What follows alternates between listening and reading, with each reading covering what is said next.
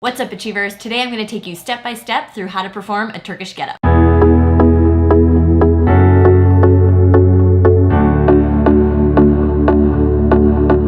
So before we get started, let's talk about why you should be doing Turkish Get Ups.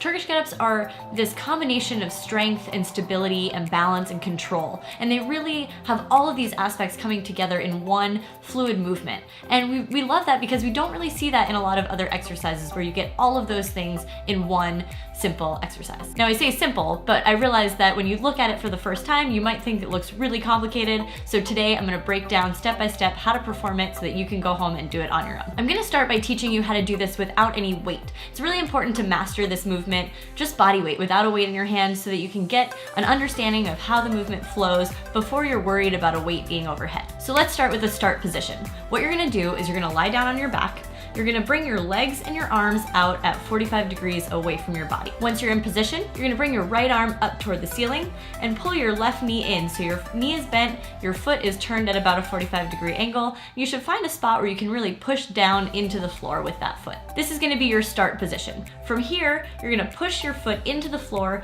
and roll up to your elbow. Now, I call this move the roll to the elbow because the mistake that a lot of people make is they treat it as a sit-up. So they think about keeping their chest pointed straight up to the ceiling and just sitting up. And what happens there is your leg tends to kick up and it tends to feel like a very jerky movement.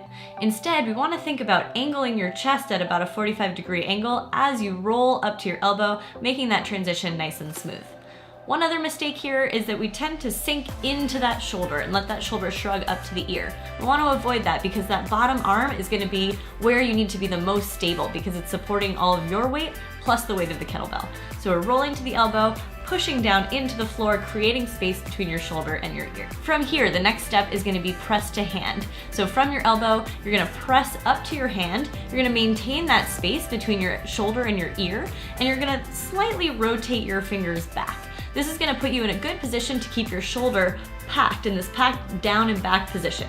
Again, this is your support arm, so this is where we need to be really strong. All right, so the next move is called a low sweep. So from this position, you're gonna tuck your straight leg in towards you. From there, you're gonna push down into the floor with your right heel and your left hand to create space to sweep your leg through so that your knee and your foot land softly on the ground. So what we're looking at here is that you wanna create a straight line from your hand to your knee to your foot. And that straight line can be really hard to figure out when you're first starting out. Oftentimes, the knee ends up being too far away from the hand or too close to the hand. We feel kind of squished up and in this awkward position. So what you can do to practice is lay out a straight band or a jump rope or something that gives you a straight line as a point of reference. And you're gonna place your hand on that line when you're going through this move. So you start in that tall sit position with your hand flat and your leg out straight. From there, you're gonna sweep that leg just like we just practiced, and you're gonna try to get your knee and your foot to land on that line. Then you know that you're in a good straight position and set up to move on to the next step. From the low sweep, we're gonna come up to a half kneeling position, but before we do that, we need to hinge our hips over toward your heel. The reason we wanna do that is because if we just try to sit right up, it's gonna take a lot of work from your obliques. When you have a heavy weight, that weight is gonna be distributed so far away from your midline that it'll be very hard to bring it back.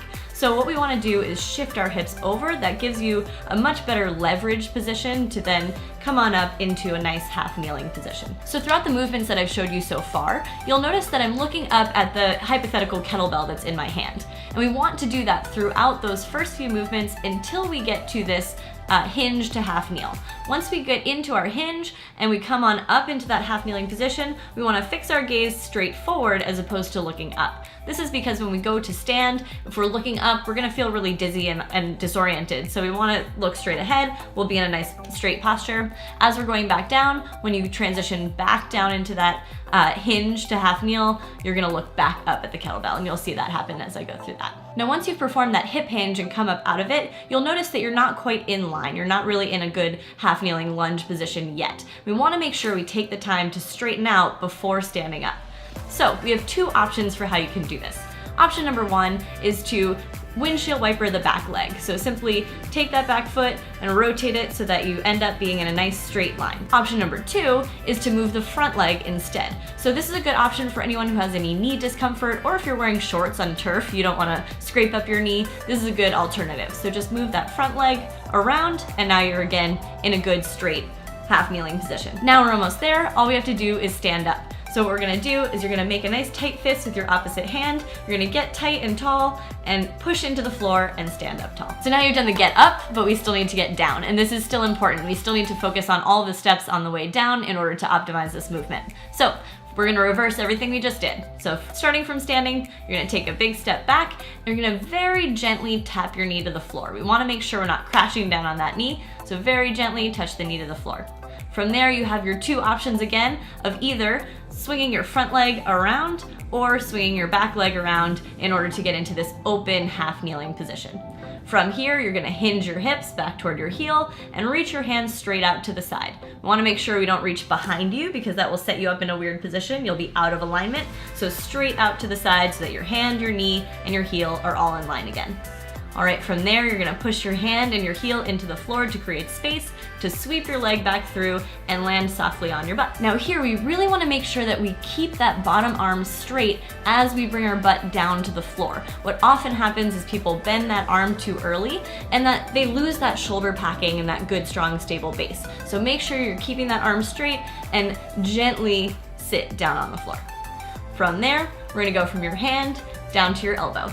So here, you're gonna go ahead and let your hand rotate back forward a little bit, drop down to your elbow, and what you want to think about is pushing away from your hand toward your elbow, as opposed to collapsing down. When you collapse down, your shoulder will shrug up to your ear and you'll lose that strong base of support that you had. So we want to make sure that you continue to push into the floor and keep that space between your ear and your shoulder. From there, once you're on your elbow, you're going to do the same thing. You're going to push away from that forearm and slowly roll down onto your back to finish the movement. So that's the Turkish Get Up, and I would highly, highly recommend that you practice that at least 50 times on your own without a kettlebell, without any weight in your hand. It's a really complicated movement. Once you start to get more comfortable with it, it won't feel so complicated, but you want to take the time to do it without any weight so that by the time you have weight in your hand, you feel like you're not questioning what the next step is, you're just going through the motions. Now, once you're ready to use a kettlebell, there's a few things that you want to keep in mind in terms of how to grip it, how to press it up, and how to bring it back down. So to grip the bell, we want to roll over onto our side. So if we're going to do a right-sided get up,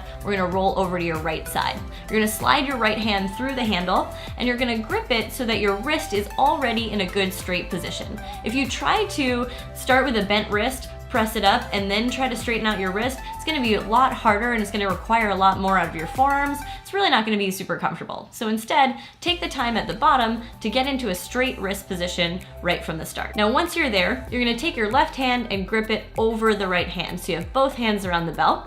You're gonna keep your elbows tucked toward your body and you're gonna roll onto your back and pull the kettlebell toward your belly. So the kettlebell is at your midline and your elbows are tucked with your shoulders back. From here, you're gonna use both arms to press the kettlebell up toward the ceiling. Once you're there and you're nice and stable, you'll get into your start position with your left arm and leg out straight. Now, from there, you would go through all the same steps that we just talked about with the Turkish Get Up.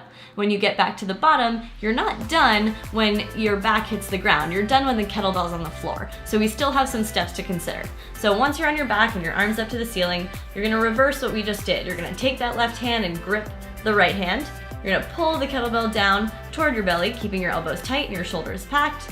You're gonna roll toward your right side and gently let that kettlebell fall to the floor. From there, you can release your grip, let go of the kettlebell, and then you're finally done with the Turkish Get Up. So I know that when I first started learning Turkish Get Ups, I was so overwhelmed and so confused by all the steps. So I really, really hope that today's tutorial helps you to learn them step by step. Please take your time in going through these motions and learn them before you add weight. And I really, really hope that you start to love Turkish Get Ups as much as we do. Until next time, peace, love, and muscles.